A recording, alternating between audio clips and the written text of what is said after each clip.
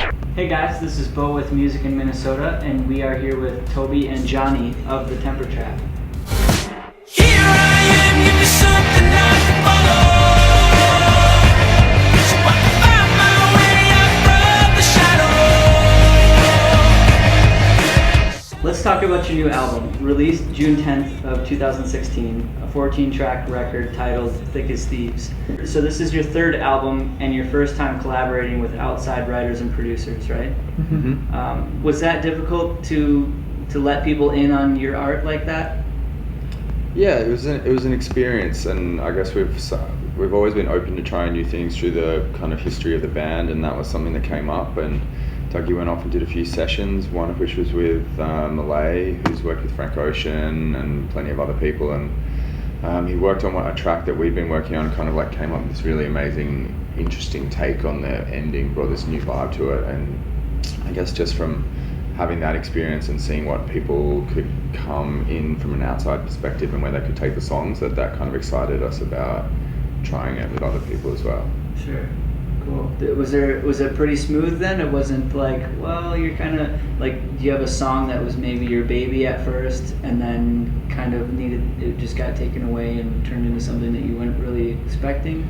I think that's exactly what you just said happens a lot. So it's kind of like if you play music and you want to work with other people or even work in a band structure, you're going to get your song kind of thrown all different directions, and that's kind of I guess the thrill and also the pain of it, right? Because you're like, no, this is what it should be, and sometimes a bunch of really great things happen to the songs that you could never have tried or thought of. So it works both ways, but Sure. Yeah.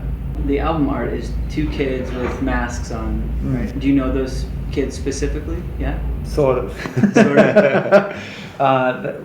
We lived in London I lived in London for 6 years, and when we lived there, we all kind of lived very close to one another, and down the street were these sort of gypsy kind of crazy kids, and I think it was Halloween or something, but they were in the neighbour's yard and they were being a bit silly, and then it's just an iPhone photo walking past them. So really? Yeah, I took a quick photo, and then I went, hey, can you do this? And they went,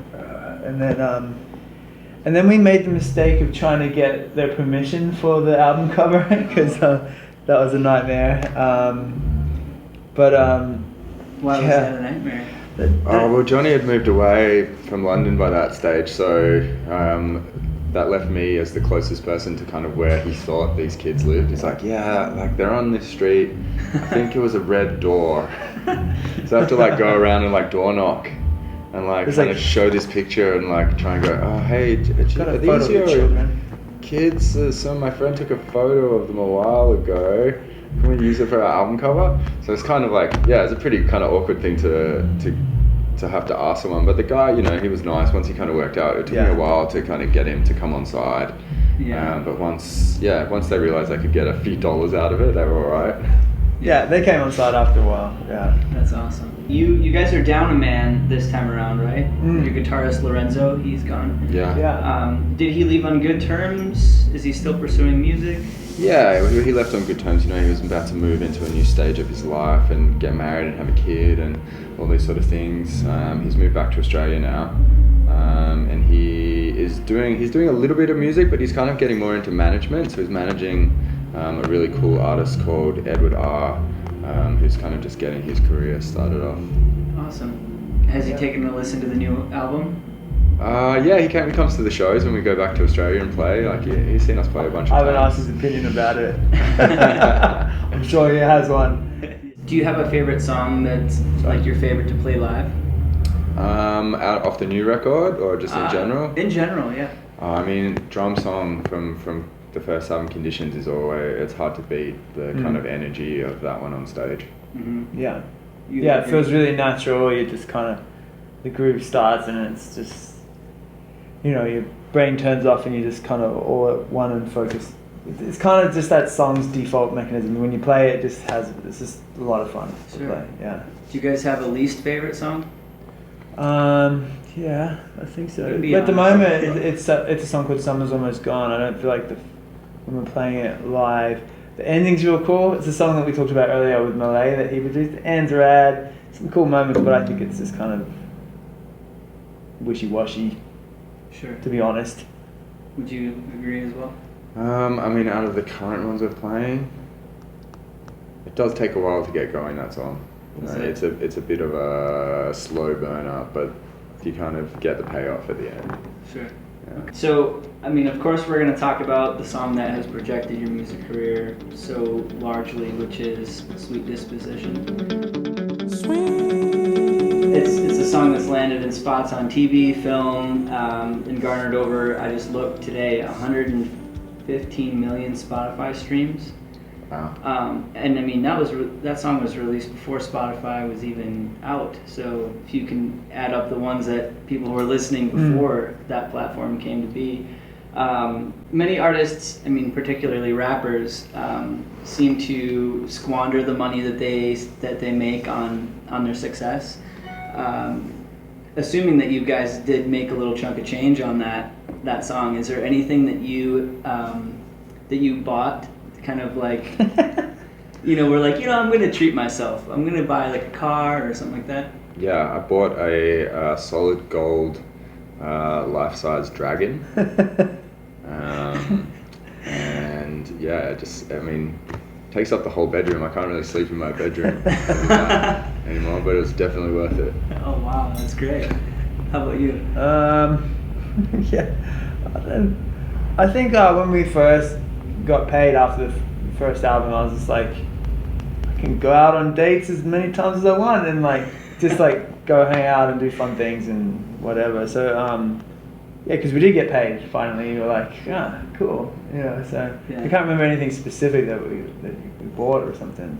Sure. I think I told my father-in-law because he always thought I'd never make any money from music. I think that was the best thing I could have gotten. I bet. Yeah. Right? It felt pretty good, just liberating. Be like, guess what? I'm Making some money here. yeah.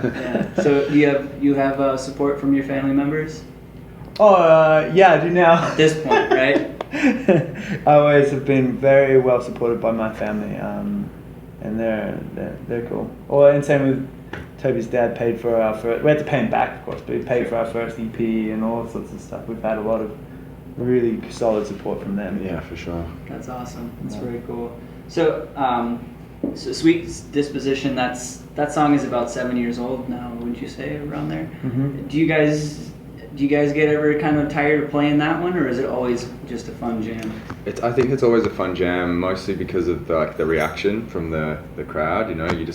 You see that energy that's coming, and you just can't help but get caught up in the wave of it. So for me, that always makes me excited to play. I never kind of feel sick of it. Yeah, I agree.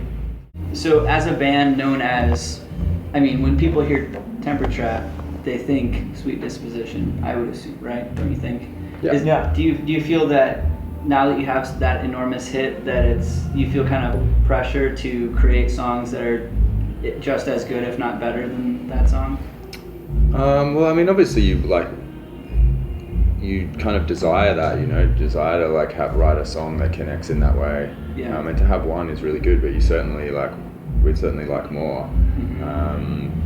And I guess the pressure probably comes more from your labels and management and whatnot that are kind of more on the business side of things and want that success too.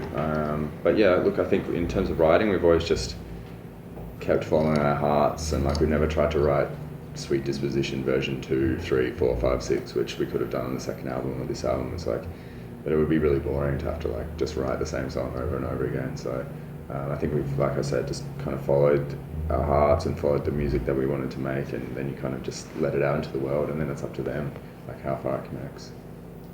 Last question. If you could tell your younger self any piece of advice, what would that be? Mine would be, chill out, Johnny. Just relax. It's all gonna be okay. And I would give myself a little hug. That's it. That's it? Just you can dream and things can happen. I was a pretty realistic kid growing up. I didn't really have ideas that something like this could become a reality. But I think actually it's important to have dreams and to think that you might be able to achieve them. So I'd probably tell myself to think big, look up, to the sky and all those kind of things. Awesome. Cool, guys. Well, thanks so much for taking the time. Thank you. Johnny Nice and one, bro. Toby, you Cheers. guys are great. Yeah. Hi, I'm Johnny. I'm Toby, we're from the Temper Trap, and you're watching Music in Minnesota.